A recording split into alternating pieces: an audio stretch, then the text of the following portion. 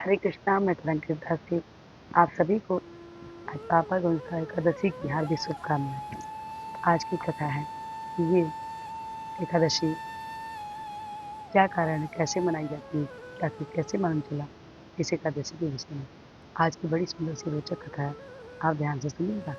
आज की कथा है युधिष्ठिर महाराज एक बार की बात है कि हम भगवान श्री कृष्ण से पूछते हैं कि हे प्रभु, आखिर ये आपने मुझे कृष्ण पक्ष एकादशी के विषय में बताया, जो इंदिरा एकादशी थी, लेकिन अब मुझे आप शुक्ल पक्ष की जो एकादशी है, इसको क्या कहते हैं, इसके करने का क्या क्या फ़ायदा है, ये सब कथा आप मुझे बताइए।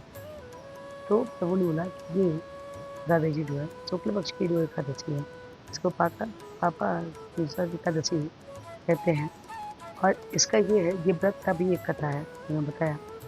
ये जो है मनुष्य के सारे पापों को नष्ट करने वाला है। इस प्रकार से पता है कि इसको एक कथा के माध्यम से उन्होंने युधिष्ठिर को बताया कि सुनो कुंती पुत्र युधिष्ठिर, एक बार की बात है कि एक बहेलिया था, जो कि उसका नाम विंध्य पर्वत पे एक बहेलिया, रोदन नाम का बहेलिया था, जो कि रहा करता था। और वो लेकिन बहुत ही अपने जीवन में उसने बहुत सारे कार्य किए, गलत कार्य किए, बहुत सारे जानवरों को, पशु पक्षियों को उसने मारा। और उसने कभी भी कोई पुण्य का कार्य नहीं किया। पूरे जीवन पर्यंत उसने सिर्फ और सिर्फ केवल पाप कर्म ही किए।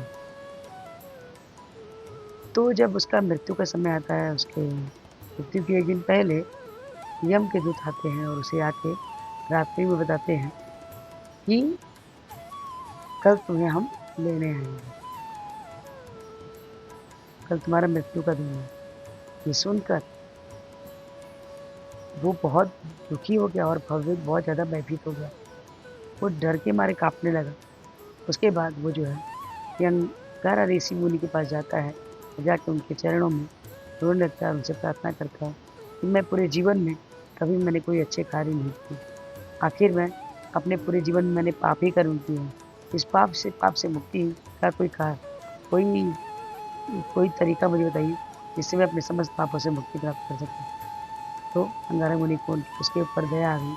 उन्होंने उसे ये पापा उसको उषा एकादशी के विषय में बताया।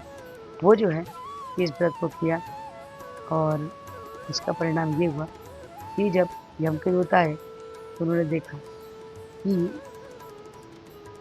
उसको यम के दूत नहीं ले पाए, क्योंकि उसको विष्णु के दूत अपने योग ले जा।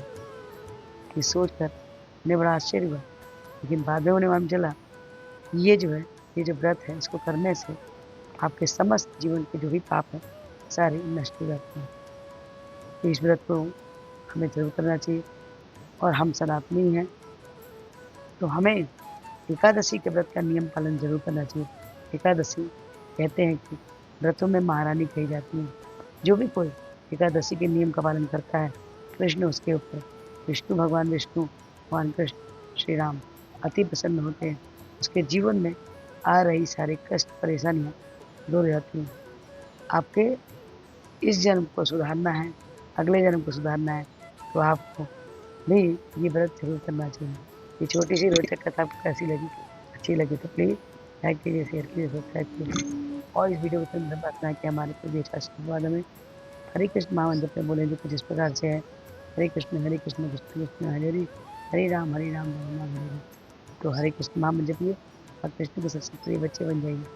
एक माला जपिए 6 कभी 2, जैसे 4, 4 से 6, 6 से 8, 6 से 16, जैसे 16 माला पे आएंगे कृष्ण के हेतु कृपा के पात्र बन जाएंगे।